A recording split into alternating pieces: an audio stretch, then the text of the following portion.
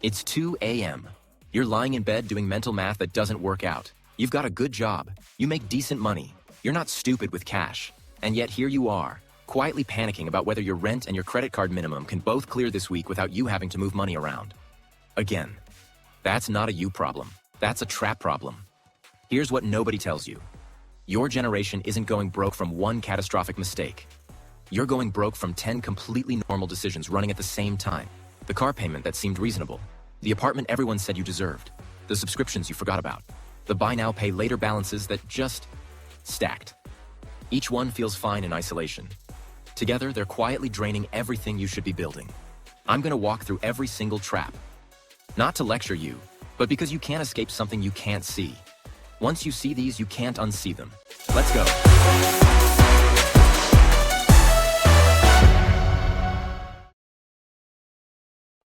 This one doesn't feel like a trap. It feels like a reward. That's what makes it the most dangerous. You get a raise, you deserve it, you worked for it, so you upgrade. Nothing crazy, just a nicer apartment. You stop buying the cheap stuff because honestly, you've earned the real stuff. You go out more. You order the nice coffee. You drop the budget mentality because that version of you feels like a past life. And your bank account feels fine because you're making more money. What you don't notice, what nobody notices, is that you're saving the exact same amount you were before the raise, which is close to nothing. 36% of Americans earning over $100,000 a year live paycheck to paycheck. Not because they're broke, because their lifestyle expands to swallow whatever they make. Here's the cost in actual numbers. You get a $10,000 raise. That's about $600 more a month after taxes.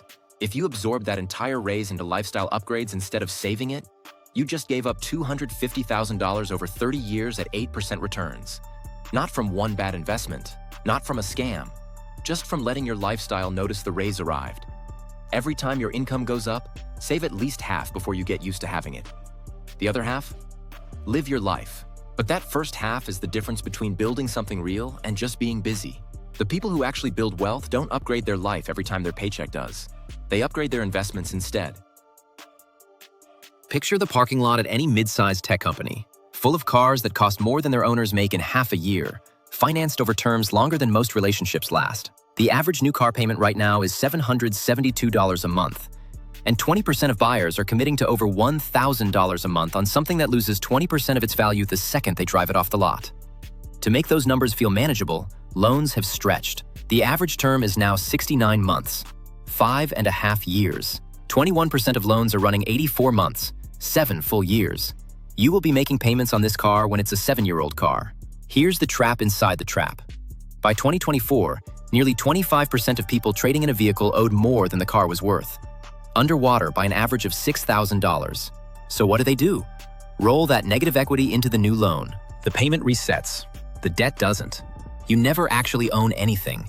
You're just perpetually renting metal at terrible interest rates. Someone with a $700 car payment versus someone who buys a reliable used car for cash and invests that $700 at 10% returns ends up with $800,000 less over 30 years. Not from bad investments, just from the payment. The car in your driveway that you finance to feel successful is not success. It's a payment plan, and it's eating the future you say you want. This is the new credit card, except it doesn't feel like debt because it's not called debt. Klarna, Afterpay, Affirm, 4 interest-free payments. Sounds harmless. Here's what actually happens. You buy something for $200, 4 payments of $50, totally manageable. Then 2 weeks later, you buy something else. 4 more payments, then again, and again. By month 3, you've got 12 different payment schedules running simultaneously across 4 different apps, and you genuinely can't remember what half of them are for. A 2023 study found that people using buy now, pay later services spend 20% to 30% more than they would have otherwise. Because it doesn't feel like spending. It feels like spreading. The average BNPL user has $883 in outstanding balances across multiple services, and 43% have missed at least one payment, which triggers late fees that can hit $25 to $35 per missed payment. Here's the psychology trap. These apps are designed to make you forget you're in debt. No credit score hit, no big monthly statement, just a bunch of small app notifications you swipe away. But debt that doesn't feel like debt is still debt. It's just debt that sneaks up on you. If you've got multiple BNPL balances running, here's what you do.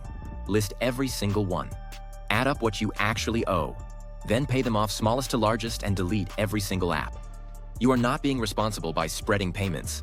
You're being marketed to, and it's working. This one hits different because rent isn't optional. You need to live somewhere. But here's where the trap lives. The difference between an apartment you can afford and an apartment you deserve. The average rent for a one-bedroom in a major city is around $1,800 to $2,500 a month. But luxury apartments, the ones with the rooftop, the gym you'll never use, the lobby that looks like a hotel, those start at $2,800 and climb fast. You toured it. You loved it. You signed the lease. And the logic made sense at the time. You work hard, you're there every day, you should enjoy where you live. But here's the math nobody shows you. The difference between $1,800 rent and $2,800 rent is $1,000 a month. $12,000 a year. That $1,000 invested monthly at 8% over 10 years becomes $183,000. You're not just paying an extra $1,000 a month for a nicer apartment. You're trading $183,000 over the next decade for amenities you barely use. I'm not saying live in a dump. I'm saying the Instagram-worthy apartment with the amenities package isn't making you happier.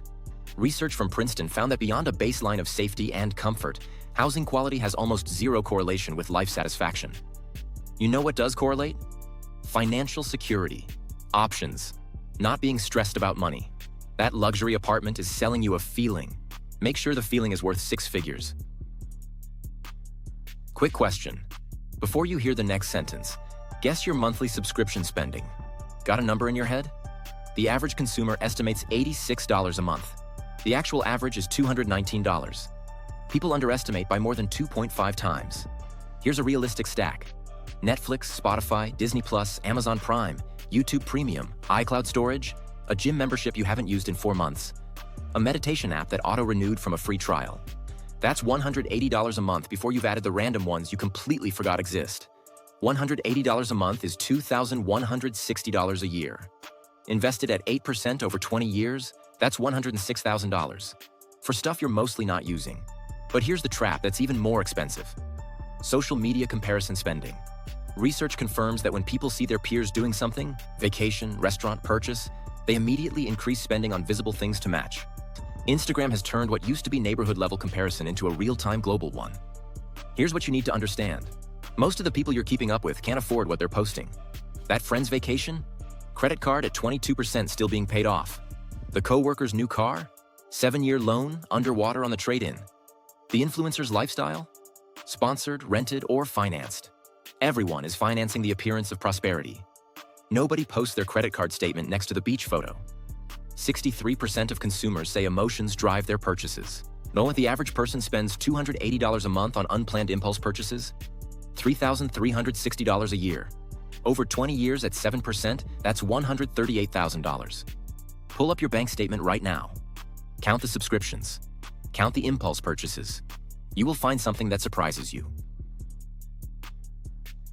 Every bull run, millions of completely rational people become briefly convinced they've cracked it.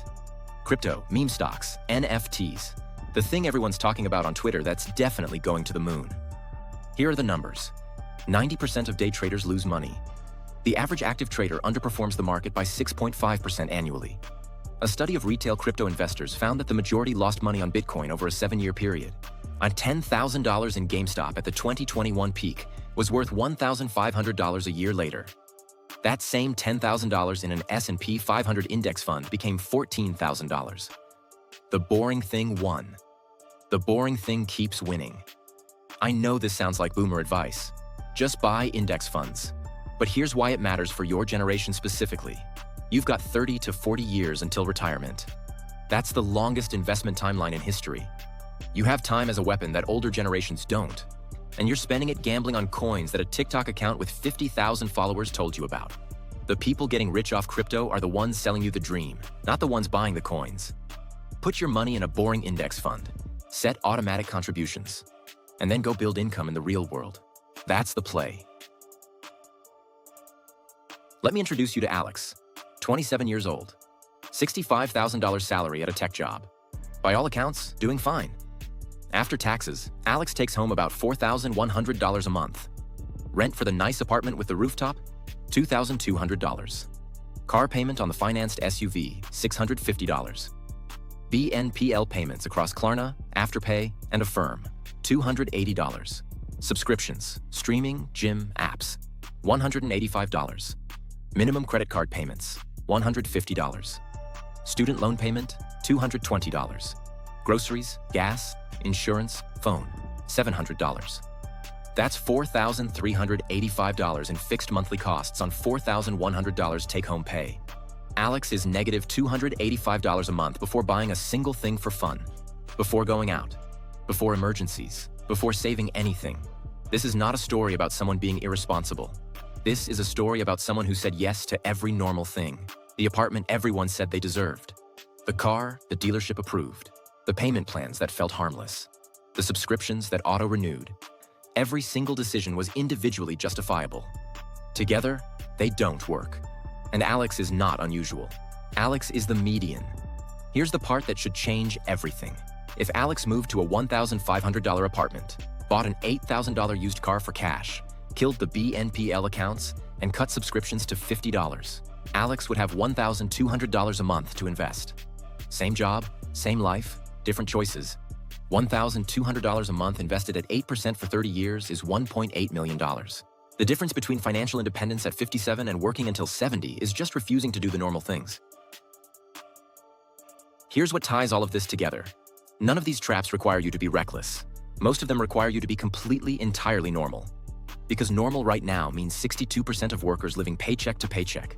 Total household debt at $18.8 trillion. The median American at every age bracket having roughly half the savings they actually need. Normal is the trap. The people who end up genuinely financially free aren't doing exotic things. They're just refusing to do the normal things. They drove the car that didn't make a statement. They rented less apartment than they could afford. They automated their investments before their lifestyle could absorb the income. And they didn't need to keep up with anyone because they were too busy actually building something. From the outside, at 27, they look like they haven't figured out how to enjoy life yet. From the inside, at 45, they look like people with options.